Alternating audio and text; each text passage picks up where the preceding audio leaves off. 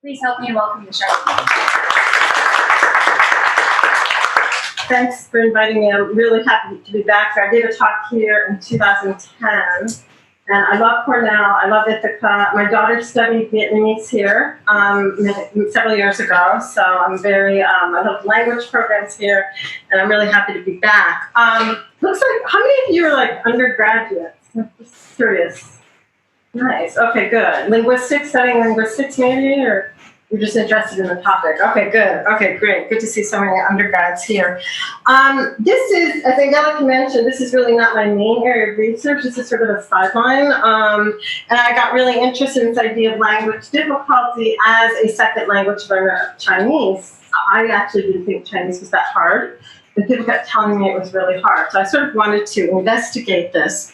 Let me acknowledge my collaborator, Meg Malone at Georgetown University and at ACTFL. This project, as you can see, it was a pretty expensive project, was funded by two of the federally funded language resource centers, both at Georgetown and at Michigan State University. So we sort of needed some money for this.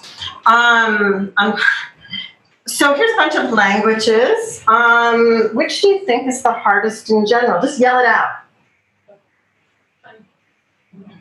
ASL.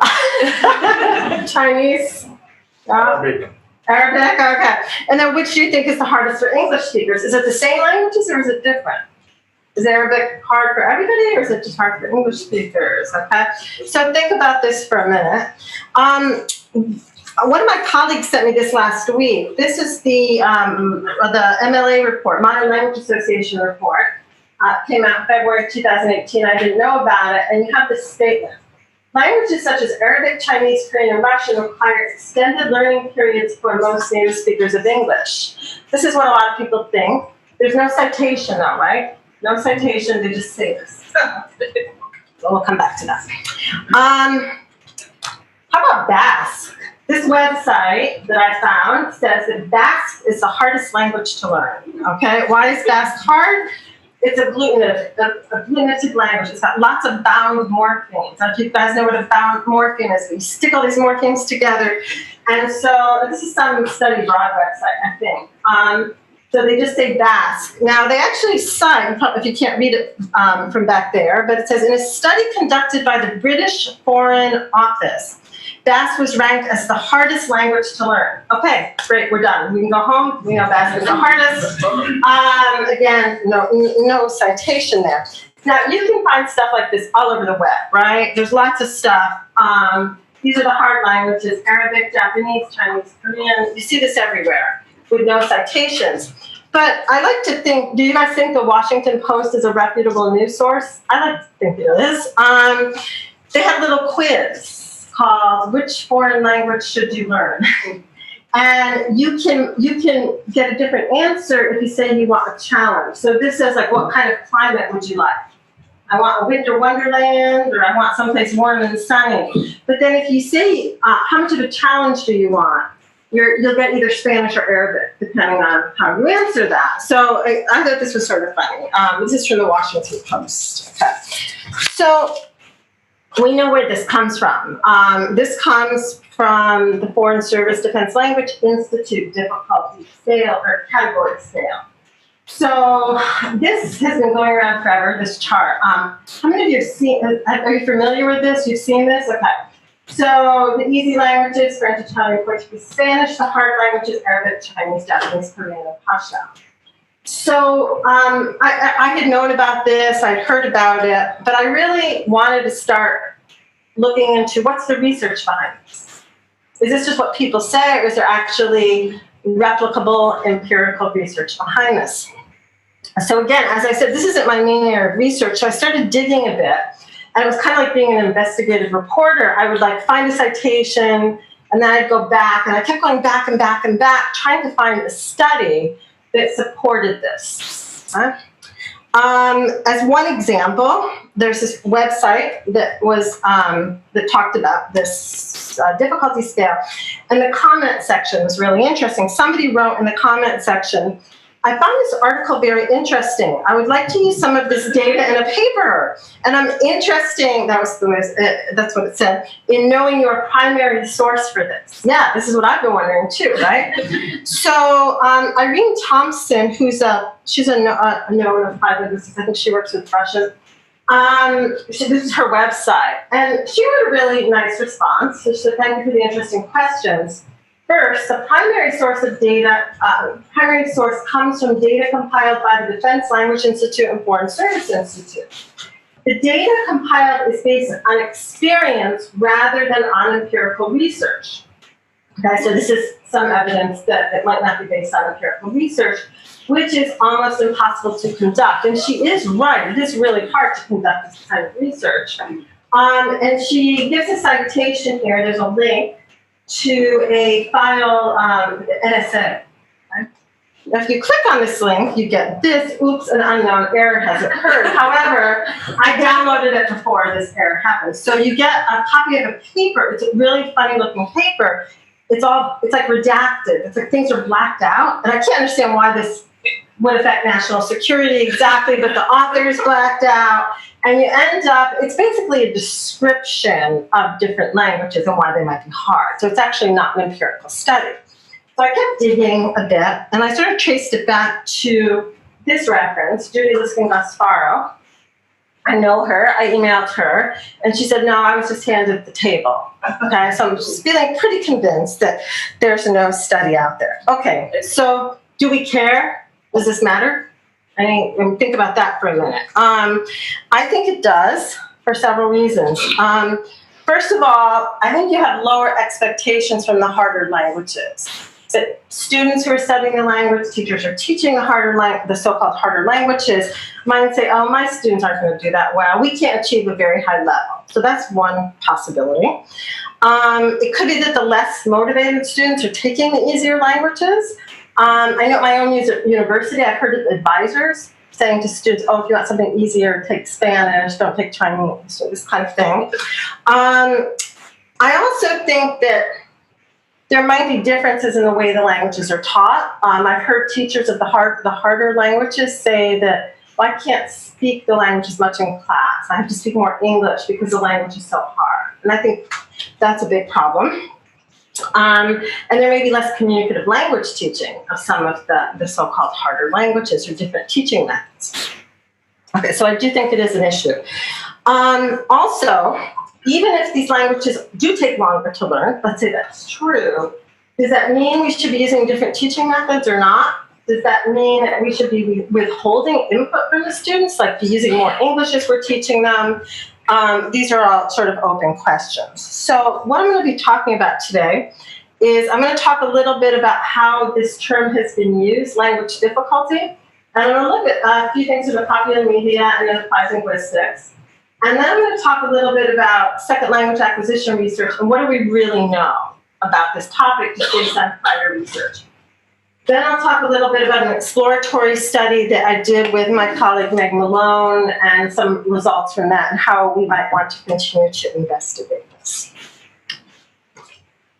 So the reason this term difficulty is a little bit problematic is it's been used as both a cause and an effect, okay? So in terms of effect, people say, well, it takes learners of some languages longer, like the English speakers longer to reach a certain level of proficiency. That's not the cause. That's not, it's just saying it's happening because the language is difficult, right?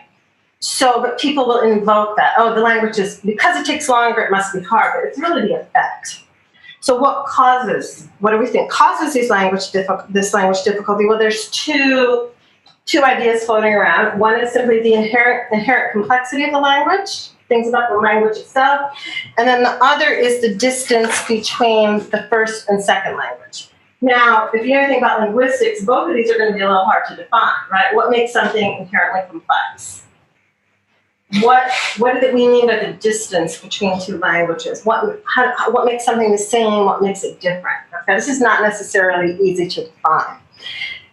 Tied up in these definitions is the writing system.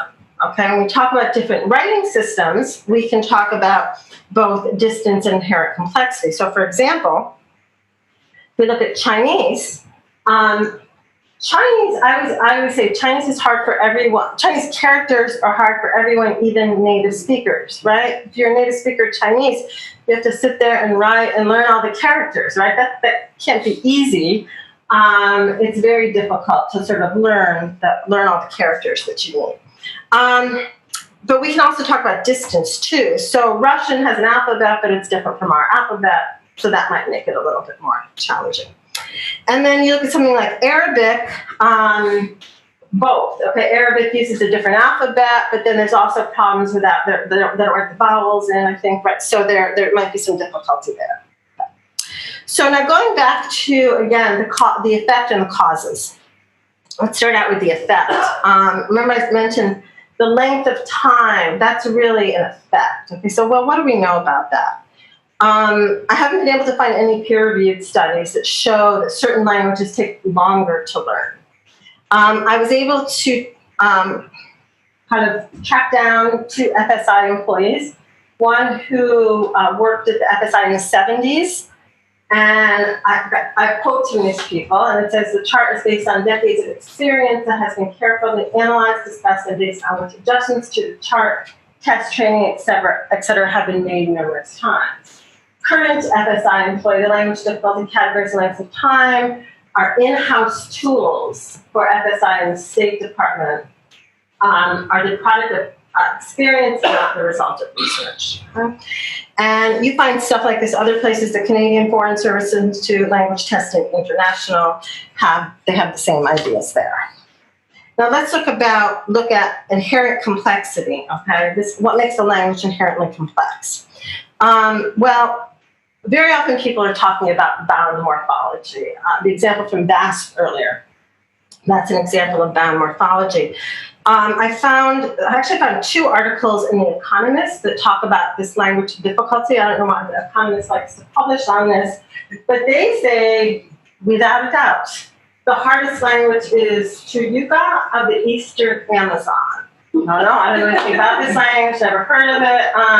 But it's got a very simple sound system, they say, but it's agglutinating, it's got lots of bound morphemes, lots of noun classes. So maybe this is the hardest language. I found a study that looked at digital file size. So it took text in different languages and looked at the digital file size and talked about that. I'm not a computer scientist, but I thought it was a really interesting way to look at language complexity. The other thing I was talking to Abby Khan about this last night is that for years I kept hearing Indonesian was easy, years and years and years. We had some discussion last night about why people say this. One possibility is you have a lot of adult L2 learners of this language, like Creoles as well, and so you don't get the complexification. Again, I'm not sure if this is true, but this is another possibility. The other thing when people talk about complexity, we can look at it in terms of markedness across languages. So if you guys are familiar with like different kinds of relative clauses, there's different kinds of relative clauses. So for example, some relative clauses, subject relative clauses, are going to be easier for everyone. But then you get into other kinds of relative clauses that don't exist across languages, and those are going to be harder. So within this one structure, you can have different degrees of complexity. You can also have different degrees of complexity, different degrees of markedness within a language. So we'll use the example from German. German is subject, verb, object, word order. Okay? And however, if you try to create a dependent clause in German, you have to move the verb to the end, right? That's hard for second language learners to do. So within the language, you've got the basic word order, and that's pretty easy for everybody to get. But then once you start changing the word order within the language, there's nothing inherently hard about putting a verb at the end of a sentence. So quite the contrary, learners of Japanese do that pretty quickly. But there's something about changing the word order within the language that would be very difficult.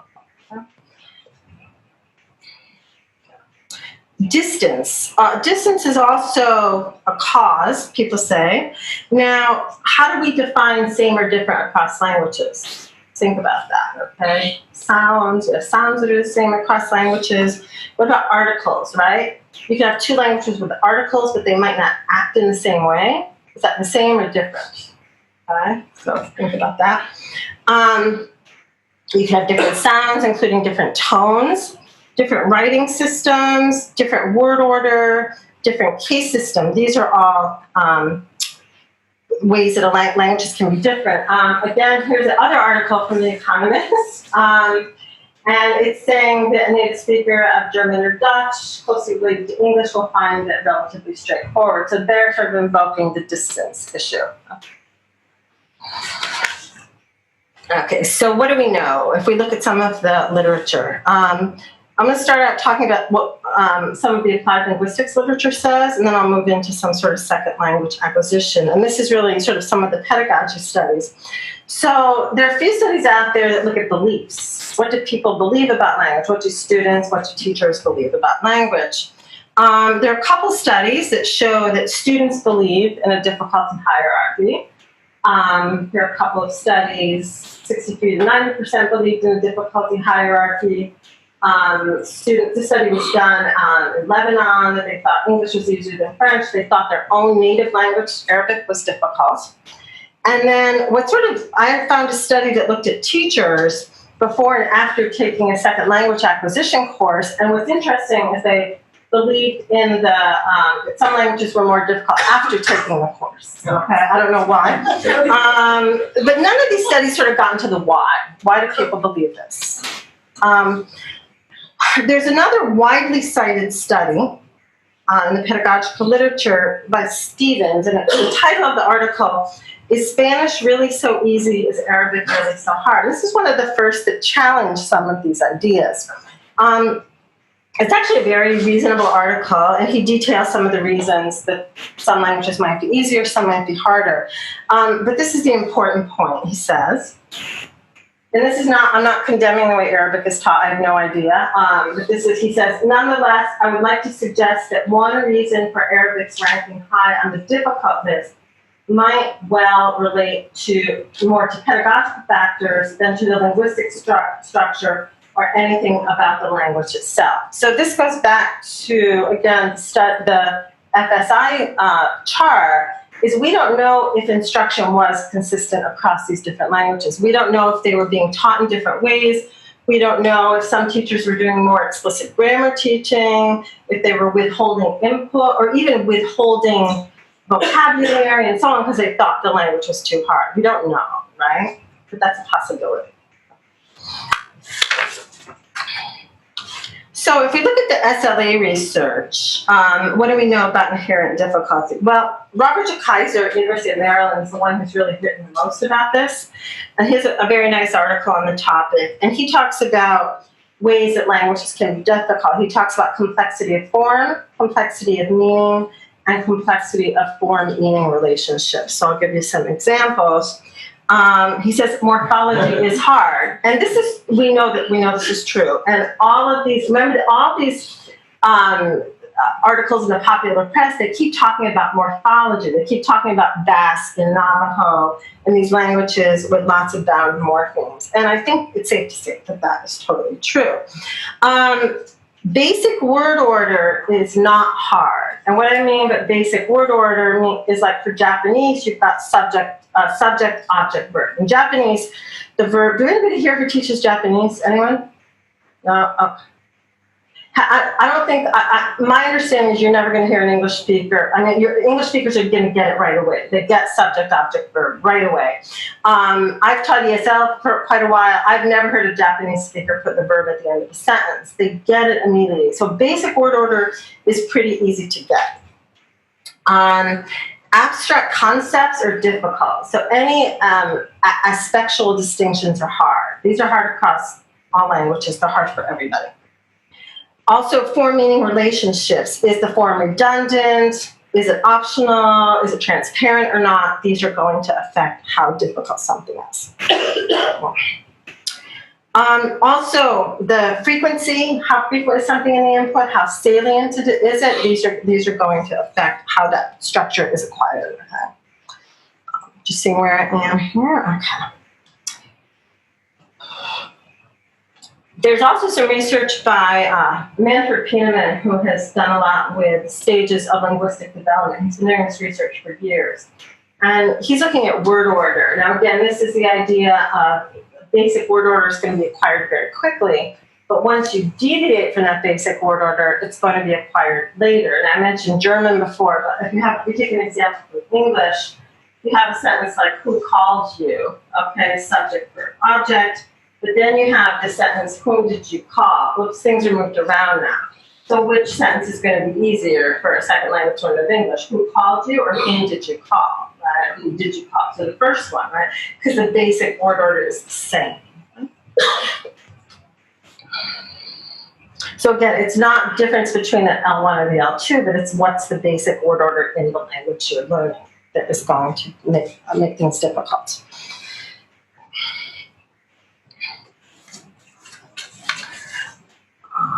There's a lot of research on this topic, as you can imagine. I'm going to tell you about one study that was done a few years ago. It was a big study where they looked at a corpus of learner data. And what they were looking at was the acquisition of, this is just English morphemes, that's it. Okay, they weren't looking at a lot of other things, but they were looking at English morphemes. And they were looking at speakers from a wide range of languages, how they acquired English morphemes. So did it match? Were speakers acquiring the English morphemes in the same way no matter what your first language was, or was it different? Okay, so what's the extent of transfer? Well, what they found is that articles and progressive ing were drastically affected by the first language, plural only mildly affected, and possessives and third person S relatively immune to first language input. So again, you can't just say, oh, it's a different language, it's going to be hard. What I argued for in the title of this talk is sort of a more nuanced view of language difficulty. So some of these things will be hard, some will be easy. What about vocabulary?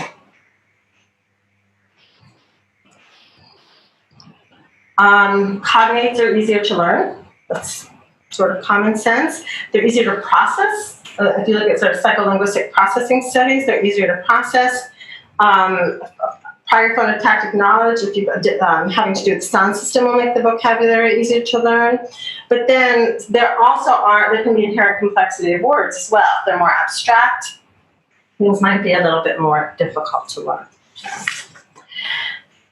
Moving on to, if we look at different theories of second language acquisition, there's a lot of theories of second language acquisition.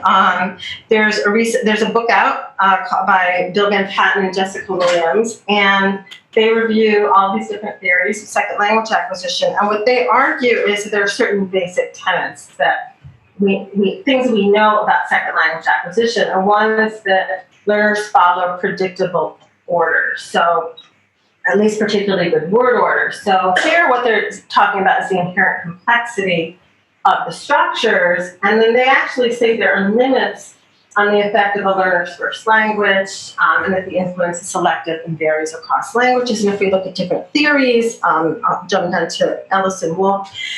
If we look at sort of what usage-based approaches to second language acquisition, the key there is frequency. What's in the input? How frequent is something in the input? However, they also say that what you notice in the input can be related to your first language. So that's where sort of the transfer effect or the influence of the first language would come into play.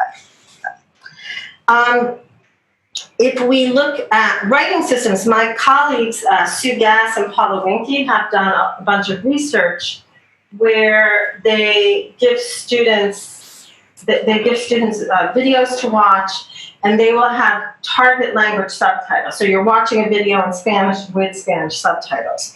So they did this with Arabic, Chinese, Russian, and Spanish. And what they found was that if there was a match at Spanish and English, the students could take more advantage of the target language subtitle. So that, again, there's an influence, there's a transfer influence of the writing system.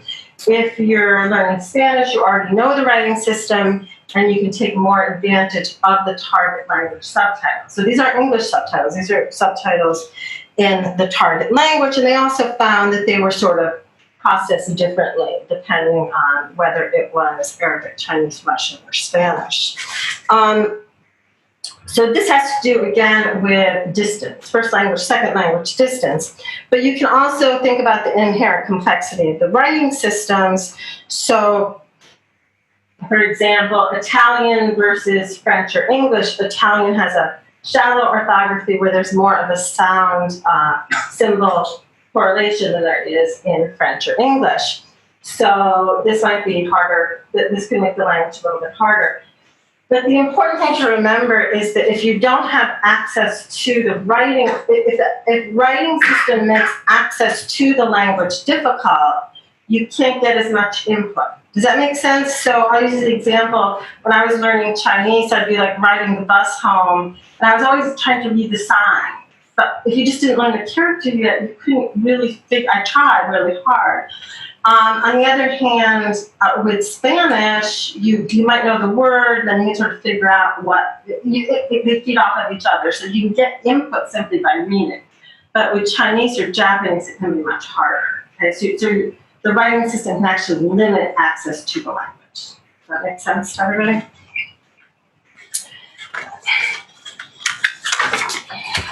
Okay, so sort of to conclude this part of the talk, what do we know? We know that lack of similar vocabulary can result in processing constraints, and lack of vocabulary can obstruct grammar learning, so you don't have the vocabulary to help you learn grammar.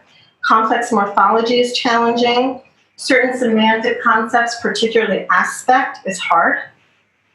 Word order doesn't cause difficulty. The canonical word order doesn't cause difficulty, but changes in the word order within a language will be challenging. Different writing systems can slow you down, and we know of no studies that have broadly compared languages. However, if we look at some of the SLA research, it can be used to justify some of the FSI categories. And so maybe the table is not so far off. So we tried to do a study. This was a very challenging study to do. We did the study at a summer domestic immersion program in the United States. So students go to this university and they study for the language for 7 to 8 weeks. We did the testing at the end of the program. We looked at Chinese, Russian, and Spanish.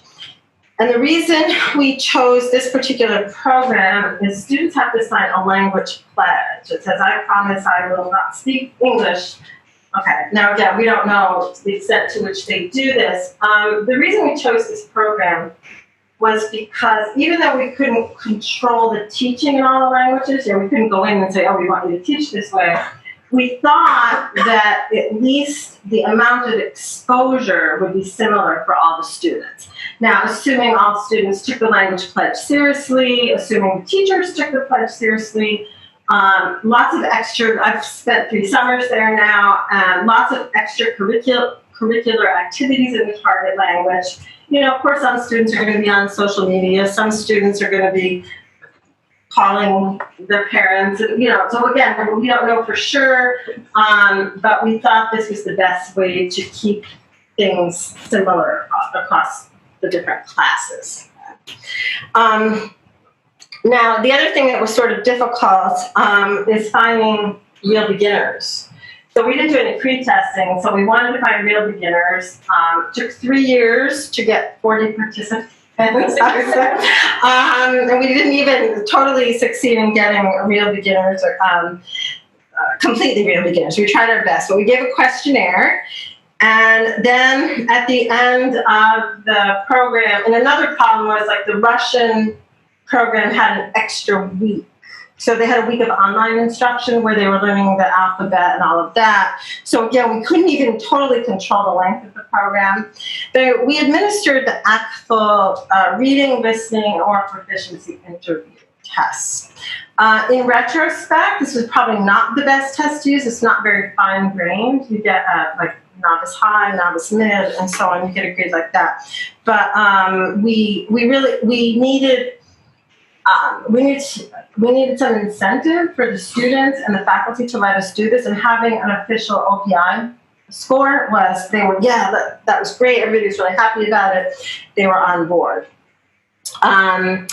We also collected some qualitative data. We interviewed the program directors, some of the teachers, 1 to 3 teachers of each of the languages, and we observed 3 to 4 teachers of each of the 3 different languages. So we wanted to sort of see what the instruction was like. Now, anybody who knows anything about research design is immediately going to see all these problems. So I'll just lay them out here first.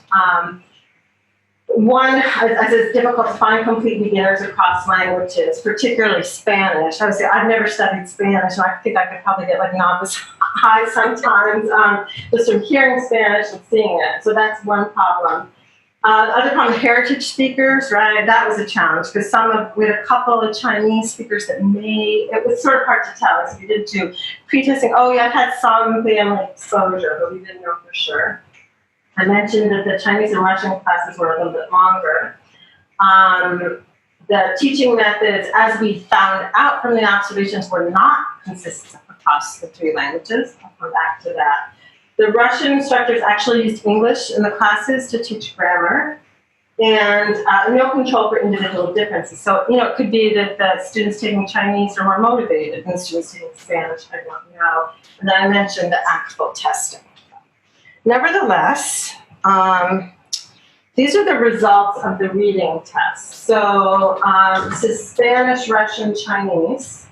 And then these are the participants. And this is like the number of, remember I said we couldn't get complete beginners. We got the lowest, we got students who had studied the least amount of time as we put out the pool.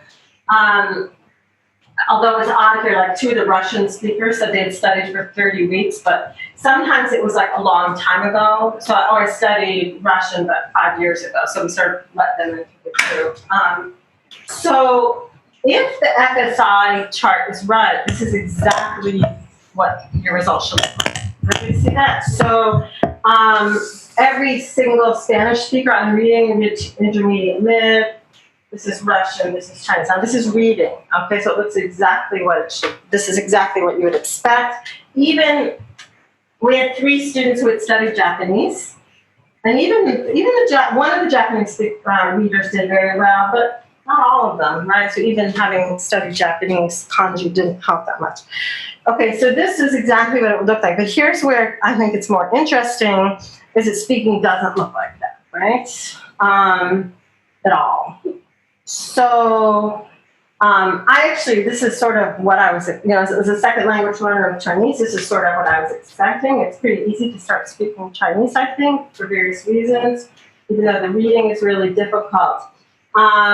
So now again, this is only after 8 weeks of study. What is probably going to happen is that eventually, my guess is I think that the Spanish and Russian speakers are going to progress faster because they have access through the reading. Right? They're probably reading more difficult stuff. I can struggle to almost read a Spanish newspaper, but Chinese I can't. It's very hard, right? So what could happen is that if we, did the study over a year, this might end up looking more like the reading. But I like to use this to say, see, look how well the Chinese speakers did. Okay? They did really well in the speaking. Now, so neither of these were surprising to me. What was surprising to me are the listening results. What do you think is going to happen? Do you think it's going to look like the reading or the speaking? Listening. I thought it was going to look like this, honestly. I've studied, French and Chinese, and I thought Chinese was pretty easy to listen to, my listening comprehension was pretty good. I was surprised. So trying to figure out, okay, well, look at the Chinese students aren't doing so well in listening.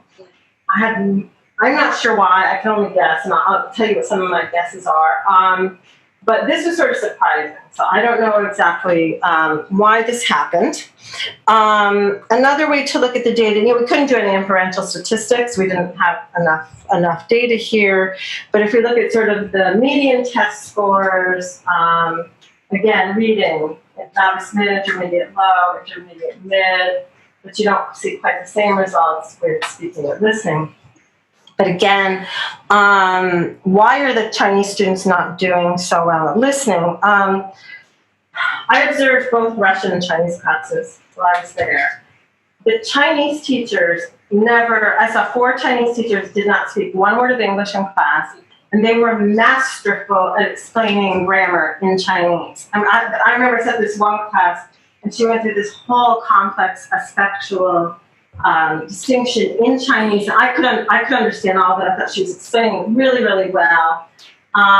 Now, the Russian classes, on the other hand, they were using some English, which sort of surprised me. But one of the differences we found was that the Chinese, they did not use any authentic materials, no outside materials. Whereas the Russian teachers did. They brought in things like from YouTube. They were both times the last year I went, I saw both teachers using videos. What happens is, I think, I actually don't know what the actual listening test looks like, but again, if you think about this is interaction, right? The teacher's interacting with the students, you've got visual cues, whereas it could be that the test is really matching up more with what's happening in the Russian course. I don't know exactly, but that's one possible reason, but the instruction was not the same for us. Okay. So some of the conclusions were the difficulty hierarchy might be able to predict differential progress. Reading skills are very heavily influenced by L1, L2 differences. And then weak reading skills, I think, can affect language learning later down the road. And then also, I think instructors might need to focus on a variety of listening skills. Okay, how are we doing with time? Okay, I'm gonna skip this one. Okay, I want to mention sort of 2 other possible areas of research, and then I'll stop. This is, I have a master's student who did a little study. I thought, she didn't publish it. It was a very small scale study, but I just wanted to talk about it. We had students, American students who had never studied Chinese, and just divided them randomly into 2 groups. They got a handout. Basically, they got a handout that said, you're going to participate in a little Chinese lesson that lasted about 30, 40 minutes. And here's why Chinese is so easy. And it was all, like no case ending, no verb tenses, blah, blah, blah. And then the other group got a handout that said, it's really hard. You might not do very well. Here's why. We gave them facts about why Chinese is hard. And we also collected language anxiety data. And what we found was that the high anxiety learners were affected by this information. And we just looked at vocabulary, because that's really all you can do in that short amount of time. That they were actually hindered, but the low anxiety learners were not. It didn't affect them. So, this is a very small scale study that is consistent with what would be predicted if you look at the language anxiety research. So again, if you're a teacher, don't create a lot of anxiety by telling the students that the language is really hard. Okay, talk about why it's really, really easy. The last thing I want to mention, I don't do this kind of research. I don't study language ideology at all, but there are lots of people out there who do. So if anybody studies language ideology, so what do people think about their own language? We all know that different cultures think different things about their own language, right? What do you think about your own language? There's studies of folk linguistics, right? Lots of studies of folk linguistics. So I think that certain cultures actually, they like this idea, my language is hard, my language is complex. I think it's a cultural issue, and this could be taken into the classroom, possibly. Let me give you a couple examples. American Sign Language. I'm not saying it's easier. I don't know this. I'm just saying I've seen, if I'm watching signers, there's some iconicity, right, in sign language, okay? And you can also, think about it, it's one of the few languages you can listen to English and actually see it, right? So you can make these form-meaning connections. I'm always amazed at how quickly people become sign language interpreters, okay? So again, I don't know that it's easy, but you could see somebody not wanting to say this because the interpretation could be, oh, sign language is not a real language, right? Which is not true at all. But you could sort of see how there could be some problems with saying that. Similarly, Chinese, there's a nice little, if you're familiar with the Room for Debate column in the New York Times, there was, I think it was 2009, there was a debate about Chinese simplified characters, right? Yeah, I'm all for the simplified characters. I've studied Chinese with both the complex and the simplified. It's much easier to read the simplified characters. But one of the quotes is, language is about cultural identity. The advantage of the traditional characters is they offer a stronger and richer connection with the history of the Chinese language. The simplified writing system has reduced the variety and changed the nature of many character shapes, making it more difficult for people to access classical texts. That may or may not be true, but if you're a student here at Cornell studying Chinese, do you want to access classical texts, or do you want to go to China and read the newspaper? I don't know. Okay, but again, there's certain cultural issues tied up with this idea of language complexity. Is my language harder? Is my language easier? So that's all I have to say. So thank you, and I'll take any questions you have.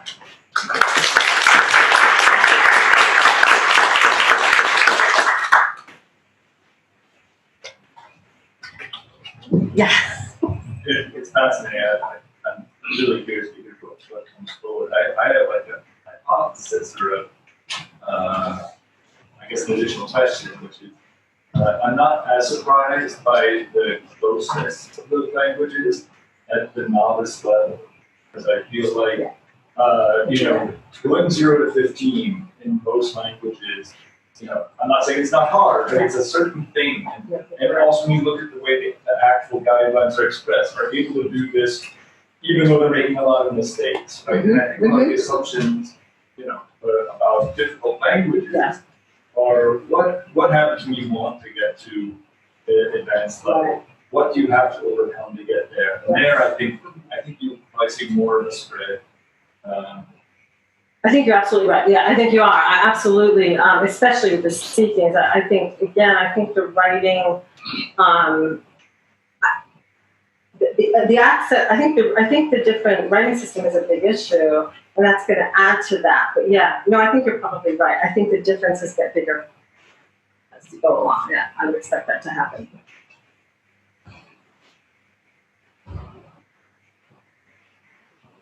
Yeah, I could just add, I could just add with Japanese that when you get into the advanced levels, you tend to have silent reading, abstract concepts, then the Japanese. Yeah. You have to understand. I don't know if you have a question? Yeah, I just have like two questions to get your opinion on this. Because this is like regarding English native English speakers, right? Who only know one language, right? So like, the scene was in the Yeah. But like, if you were to go to like, a village in I don't know, like in the Amazon, area where they have like 10 languages in their heads, and they were to learn like Japanese, right? Would you think that it would be? They wouldn't be like, oh man, this is so hard. So your question is, does the knowledge of more than one language make it easier to learn any language? Is that? Because based on the last couple of slides that you showed, that like if we believe that like learning language in general is hard, we'll struggle with it. But like Perhaps. if they have like other languages and like obviously I could just add another one. So I have no idea. That's a great question. No, it's a great question. Yeah. Okay. I don't know. I mean, if they have, so I was talking about like language ideology about the language itself, but I think you're talking about language, like ideology about learning language. Yeah. If you think it's easier, or everybody can do it, it's going to be easier. I don't know. That's a really good question. Okay. Yeah. My other question was about like the reason. One of the reasons why the listening for Spanish was so good. Do you think that's exposure to like Spanish culture in America? Could be. So predominant. It could be, as I said, I'm still a little surprised just because of, I was expecting the Chinese, like observing the classes, I was just expecting, the Chinese students, like observing them, they were doing so well, listening and talking and in class, and probably not even as well as the Russian students, so that's why I was surprised. But again, it could be the nature of the test, so the kind of listening they're doing in the class. Spanish, it's not cognitive. It's Spanish, so that's going to be easy. Yeah. So you said that you used the Apple both out of expediency, but also because that resonated. Yeah. But if you were able to, what kind of testing would you actually do? That's a good question. I'd have to think about that. Like, what are the more fine-grained measures? We do have, one of the things we haven't even looked at, I think we were able to get we had the tapes and the proficiency interviews. And so another thing I didn't mention, one potential problem is, so at least with the oral interviews, is what are the raters listening for? I mean, it's supposed to be the same across languages, but is it that the Russian teachers were like, listen to all this case errors? I mean, it's not supposed to, that's not supposed to happen, but it could. So it might be interesting to take, I guess, how could you look at specific features because all the languages have different features, but we didn't like, what about sound systems too? I mean, I don't know to what extent pronunciation errors come into play, but that's something we look at. Sound systems, so I'm not sure what kind of tests would be better.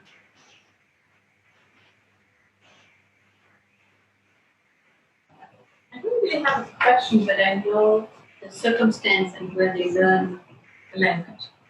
Because I taught there. Yes, so this is the worst top secret. I rarely did this study, but I don't know.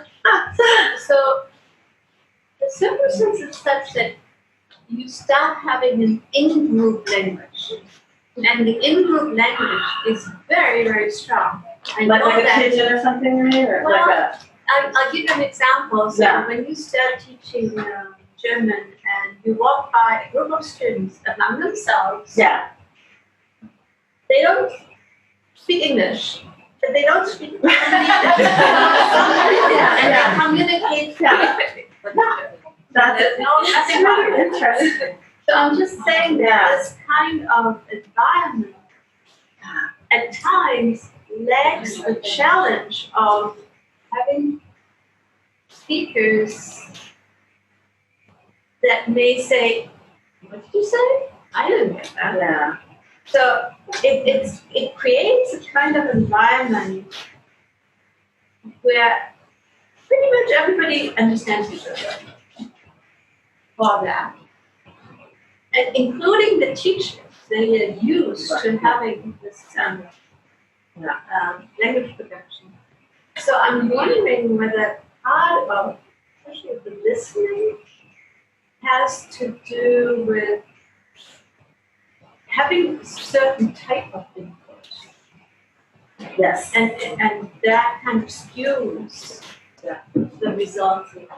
It could be. And that's what I was saying. I think in the Russian, I don't know about the extra curricular activities in Chinese or Spanish. So my colleagues was running a Russian school, and they had lots of extracurricular activities. So it wasn't just the teachers and the students. So they were getting a lot of stuff outside the classroom. And like I said, they were also using videos, whereas that wasn't happening in Chinese. So you're right. Maybe you were getting that kind of thing going on in Chinese more so. But that. You raise another interesting point, is the variety of the language they're speaking to each other, but I assume that would be the same across all languages, right? I mean, Russian, Chinese, and Spanish, but they'd all be doing that maybe, but yeah. But also the variety that you're hearing, right? I mean, that's what's so amazing about using authentic experience, is that you're not just listening to one or two model speakers. You really, from the get-go, are getting this range of models, which is so lacking in a very traditional classroom setting. Right. Yeah, I mean, like I say, with Chinese instructors, I mean, it wasn't just mechanical drilling. I mean, they really did do some of the activities, but it was just, you're right, the one variety they were carrying a lot. Like I said, I don't know how many extracurricular activities there were, but yeah, absolutely.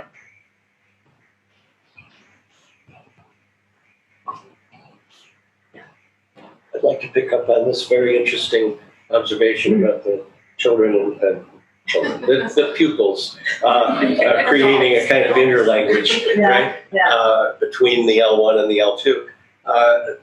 That phenomenon is well attested in first language acquisition, but in two somewhat contradictory ways, in that a young child who doesn't have other young children around to create a kind of child form of the language, but is simply using its own output in speaking to adults, the adults may learn to understand that child perfectly well, right, through exposure to that.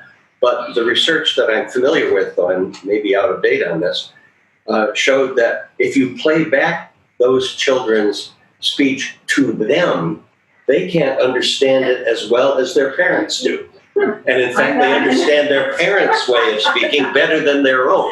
Okay, so it's interesting, and it would be interesting to see how far what you observed would go. That is, do they really understand that better than the language that the teacher is speaking, or is it just that, you know, for some purposes it works well, but that in fact, if you presented them with the choice, well, not a choice, but a challenge to understand a whole speech given in their interlanguage versus the standard, they might, in fact, understand the standard better. I don't know. It's a hypothesis. That's all. So just to sort of sum it, I don't want to get hung up on this idea of, you know, is the FSI chart right or wrong? I mean, it's more just looking at it, being more careful about what we say about language difficulty. This language is hard. Really looking at the different features and not saying to students like, oh, this is just really hard for you. But yeah, you're struggling with, as anybody studied Chinese as a second language here, the aspect is right. Well, I don't understand well. I've never been able to understand well. It's like, and again, yeah, that's going to be hard for you. But just getting in and speaking it, so at the beginning level is not so bad. Yeah. But in a way, the point that you have made with respect to the more nuanced understanding of complexity is also equally important, right? Because it's like, you know, you go and you have surgery and they say, oh, you'll feel great, right? And then you feel miserable. And they haven't told you about this range of possibilities and you're doing something wrong. So it's something about both like playing down the anxiety, but also having some realistic. So like this particular construction may be difficult for the following reason, and getting away from this broader sort of narrative. Right? And also just not assuming because something's different from the L1 and L2, it's going to be hard. It's going to be hard because you don't have it in your language. I mean, Chinese class, I think I mentioned that, Chinese classifiers, you get those from day one. You need a classifier. It's really easy. But choosing which classifier is not necessarily easy. But using a classifier, we don't have those in English, but they're frequent in the input. You have to have them with demonstratives and numbers. So it's pretty easy to get meaning, so don't assume it's going to be hard. But how are those FSI charts for us? How do they, what sort of? Well, that's what I was saying at the beginning of the talk is people's experience. There's no studies. Like people say, they must have some sort of evidence. Huh? Well, that's what I was saying. I couldn't find it. No, it was, there are people's experience, and it was done in the 70s, too. So I don't think they've even ever been. Yeah, it was just, and my problem with the FSI chart is that we don't know if the instruction was the same across the languages. So it could be a self-fulfilling prophecy, right? This is hard, so I'm not going to teach it in the same way. I'm not going to give you as much input. Now, again, but if you look at the features of what we know is hard and easy, it does make sense in many ways, the FSI chart. But we just don't have any clear empirical evidence. That's all. It was all based on experience when I found the people at the FSI who said that. Okay, so it's just kind of like a guideline. I think so, yeah, I think so, yeah.